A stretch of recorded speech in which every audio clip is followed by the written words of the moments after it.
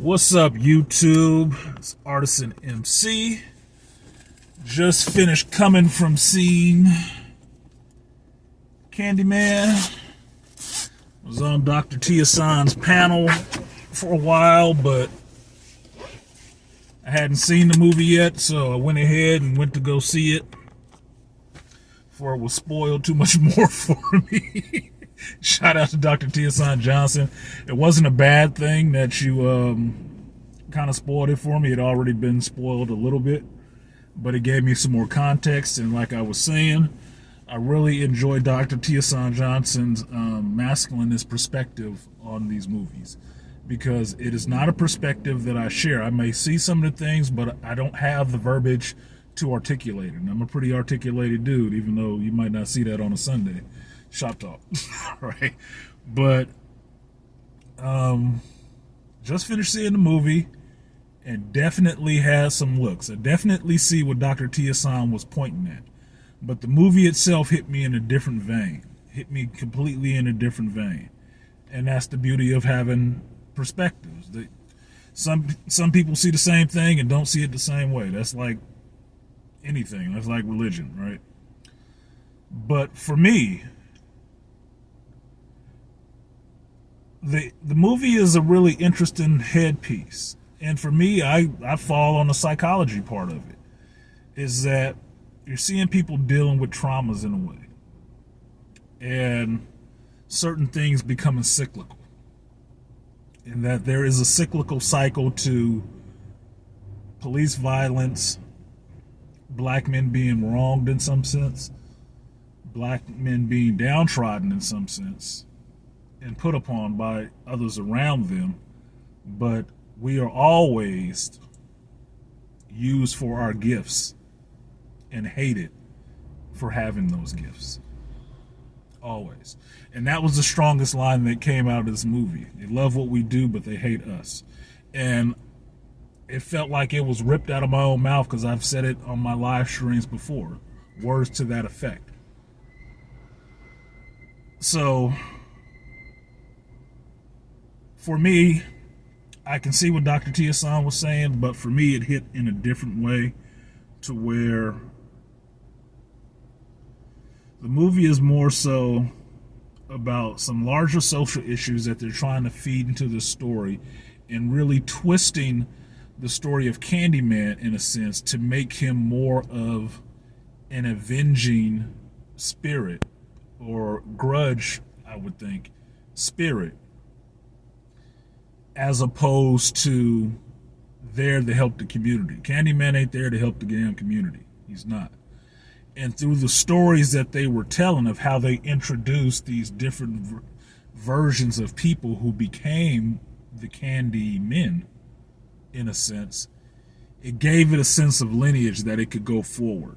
That it's a story that can move forward beyond Daniel Robitaille and the Tony Todd actor to be somebody else somewhere else, and really shifted it in a way that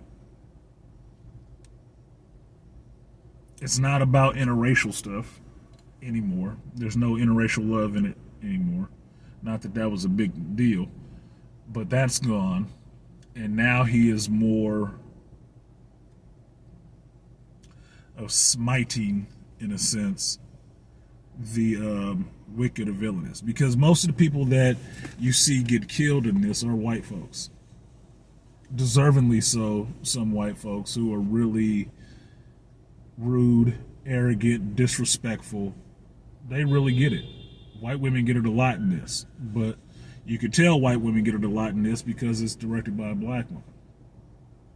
Okay? It's black women all over the place, but there's few who get it. Now, the interesting part to this is a character of William Burke. And I love Coleman, what is it? It's not DaCosta. Coleman Domingo. I love him as an actor. Love his voice, his presence on screen. If you remember Ma Chaney's what is it, Black Bottom or whatever. He's in that. He's really good in that. But in this one, he seems almost obsessed in a sense that he has created a religion in a sense. And I don't know if it's just the church thing that got me on that, but he's created a religion. He understands how to weaponize this story. And he doesn't see it as a story because as a child, he saw the guy from the 70s who got killed and became the Candyman, and he saw him kill his sister. He saw him in the mirror after his sister was playing that game and saw him. So he believed. It wasn't a story for him. It was a belief. He absolutely believed that shit, that it was real. And that's why he understood how to use it. Now, cleverly, there is a way for them to get a second movie out of this. So shout out to Jordan Peele for throwing that in there. It's really subtly thrown in there, but they can get a second movie out of this.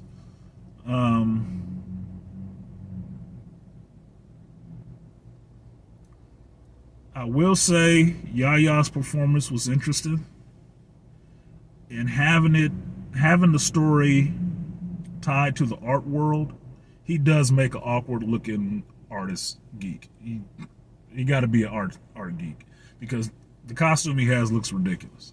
But it plays up that whole thing that you could only get away with wearing some goofy shit like that as that big and muscular of a brother being an artist. There's no fucking way in hell otherwise. You cannot get away with that deal. Some of the other stuff that I saw in it didn't really faze me too much. The only thing that fazed me a bit and really irritated me was that the gay brother Troy was the most masculine one, and he was the toughest talking one. And being black, knowing some black homosexual men and stuff like that, yeah, that's about par for the course, and it's just as annoying seeing it on screen. It is. I'm thinking of one person right now who is the biggest shit talker as a gay man, a small gay man at that. But him trying to talk tough to his sister's boyfriend was fucking ridiculous. It was par for the course of him trying to tell him about himself and get a job and all that shit, but he way out of line.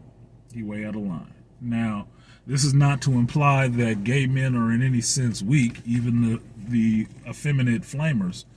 But that was fucking ridiculous. Don't shut the fuck up. Really shut the fuck up. That was dumb. Tiana Parrish in this. Lovely. Them satin pajamas in the beginning. Damn. Thank you, Naomi. I don't know if you gay or what, but good job. Good costume pick. Good costume choice. But like Tiana Parrish, I didn't like that she didn't really believe in her man as much, but she was not going to say the words. And I think they could have went into a little bit more how her father's death affected her. Outside of it being traumatic, it had to affect her because she ended up being hooked up with another artist. Okay? And her brother hit on something with her that calmed her down, but they didn't go into it too deeply. But that could be gone into, I guess, in a second movie, because basically you have that character of Brianna in the movie would be able to take the place of Helen in a sense in the movie. The only part where they kind of broke with what the Candyman mythos or legacy would be is that in the end, she called Candyman and she didn't die. She's not the one who died.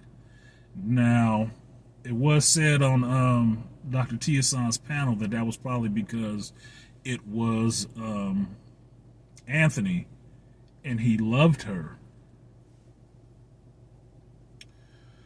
Okay, maybe. But if you follow that same theme out, this was why Daniel Robitaille didn't kill Helen. He wanted Helen with him in the first movie. He wanted Helen with him.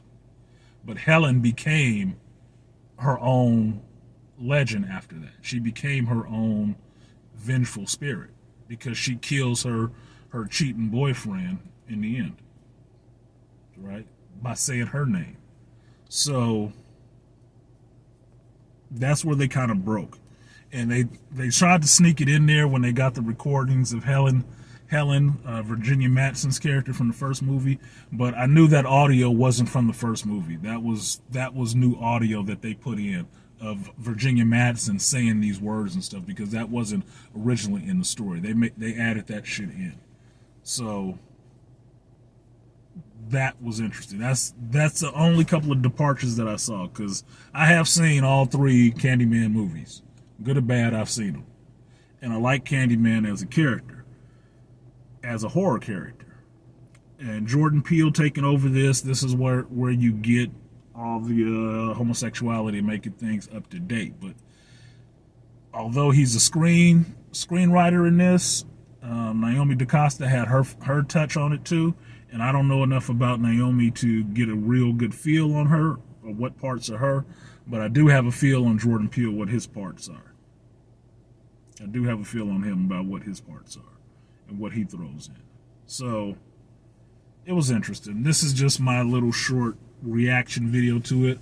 Right now, I think I'm going to give a call to Dr. Artisan and show him a little bit of what I thought. And as soon as I get back to the house, I'm going to cut this up and throw it up for you guys so you get my reaction. And I'm not going to promise a review because I'm real busy at work. But if I can get into a full review, I will definitely get that done. So that's it. That's my reaction to Candyman 2021. And I will see you guys next time. Like, share, subscribe. I'm Artisan MC. Peace.